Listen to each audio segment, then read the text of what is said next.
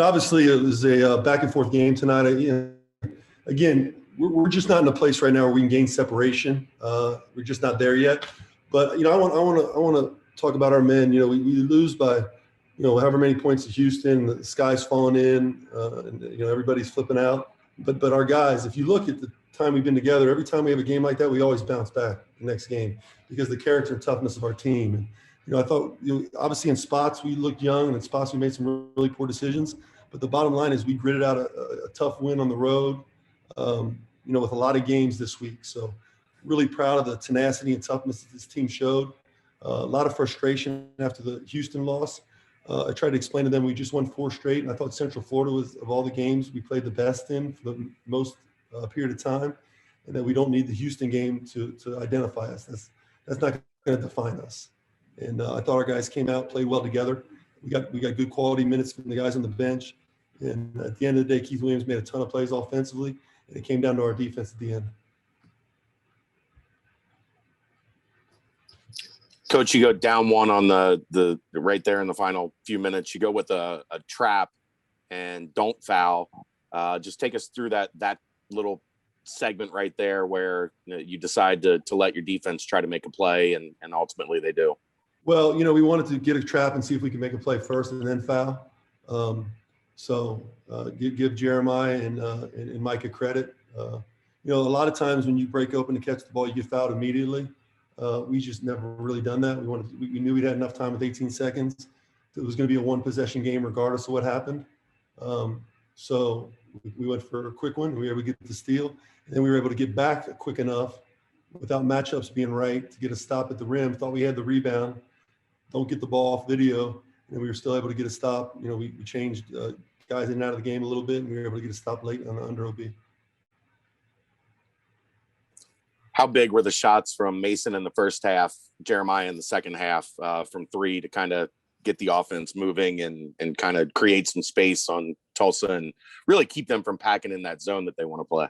Yeah, that was huge. And he was able to kind of supplant the fact that we was down. He was able to stabilize us. He was able to keep us in the game and get a lead. And then every time he came in after that, they had to go man. And he was like Javen, just space the floor. He didn't get many shots after that. He was able to space the floor for the other guys to make plays. And obviously the reason we recruited him and his brother, to make shots and make plays. And, I think Mason's the guy who will eventually, be a playmaker and do some other things. But I was proud of all our guys. Tari coming in the game. I know late there we had a few mistakes. Mike threw a ridiculous pass, lob pass all the way across the court. I don't know why I didn't take him out. I guess I love him so much and believe in him. And then this son of a gun hits a big 3 in the corner and gets some defensive stops. So we got a lot of learning to do. Made a lot of young mistakes late in the second half. I'll tell you one thing that happened. So you guys know, and our fans, we were in man defense. We were getting stops in our man, and then we went zone and they hit a 3. You remember that? It was like really what got the run going a little bit. I yelled out to K2. Keith Williams goes by K2. I yelled K2. A media's coming. The shot was made at the 8:05 mark. I said, K2, media's coming. I need you to go as hard as you can on one more possession. You get a blow. They thought I said 2 defense. So they came down and hit it 2. And I looked at their assistant. I'm like, is this just the way the year's going to be? We're talking to our players, yet they think we're calling zone defenses out, and I totally understand why. So just so you know, we're not crazy when we go 5 straight stops and then go 2 defense for no reason at all. Coach, Keith had 24, but also 6 assists. Felt like maybe his best passing game, and he showed a little bit against UCF with that too. Is that just a change in approach for him or for you guys? Well, he's number 1 usage rate in the conference, and he shot 24 shots tonight. He's one of the most used players in the country. I think we finally were able to. He was able to see on video how many times when he catches the ball, it's go time, and the defense knows it too. So they're running 2 at it. He's got teammates not only that are good players, but they make great cuts and are good finishers. So he's now starting to realize to read the defense. And when you do that, now it becomes a problem on the defense. So, when we went on that run there, it was all Keith. We kept putting Keith in ball screens, and Mike was cutting. Chris Vogt was doing a great job of ball screen and hard diving. And I really thought I thought if we just scored a little bit more at the end, we would have sustained it. Then we just went cold, and guys started getting a little worried and concerned, and we started missing free throws.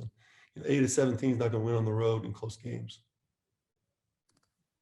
Coach, you're winning these close games. You were losing these early on. Is that just growth and maturity of your guys throughout the season? I think a little bit of that, Keith. I think if you look back, we won a lot of close games the last 2 years. I think in large part the guys understand what they need to do at the end of games and aren't afraid to do it. And then sometimes it's the bounce of the ball, right? I'm not going to say it isn't. Basketball is a little different sport. Sometimes that ball just doesn't go in the rim like it does other times. And but like Chris coming into the game at the end, providing us the defensive length around the rim. We had 5 guards, and that's a big play. Or us be able to deny the under OB to the point where they catch it beyond half court. Okay, that automatic. I tell the guys all the time, I'm a baseball fan. 2 strikes on the batter, who has the advantage, right? The pitcher. So let's put ourselves in the advantage as much as possible.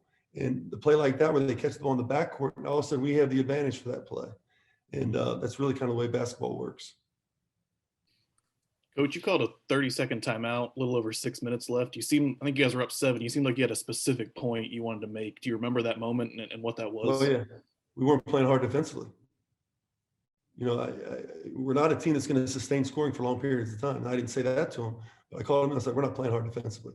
So we can come up with all these different defenses to play and do all this stuff, but it doesn't matter until you guys lock in. And then Keith said something to the guys, and I thought they locked in after that.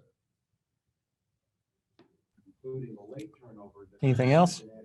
Long term, what does it say for this team you had things go wrong, and this team could have packed it in after the charge call and being down by 1 and not finishing, and that they answered, that they didn't hang their head and found a way to pull it out.